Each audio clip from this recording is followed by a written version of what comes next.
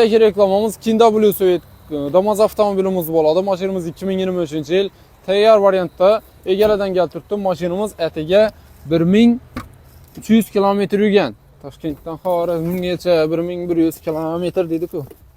Tak, 1349 km yurgan. Damazlar yukkan kasal bu. Shunda bir kishi tursan ganadi bu.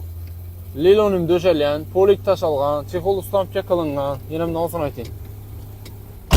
Oldu. Maşinimiz başqa Mirzavod holatında.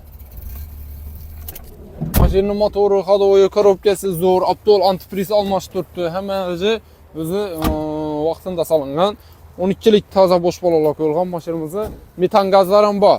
Narxini 83 million so'm qilib qo'yganmiz. Agar avtogradda chiqaramiz desangizda 11 million bilan chiqadi. Foni nomlaringizni o'tirib beramiz. Oylik to'lovi 2 million 800 ming so'mdan 5 yil muddati 60 oylik avtokreditga chiqarib ketsangizlar bo'ladi. Mashina yechilindi, defekti, kirilgan, chizilgan yoki kraskasi yo'q.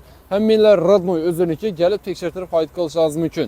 Telefon nomerlar 90 912 31 69. Bu videoni Damas alamanda bilan danışib ishlatishga qo'ysangizlar, aka-uka avtosavdoga shunday kam yurgan Damasimiz keldi.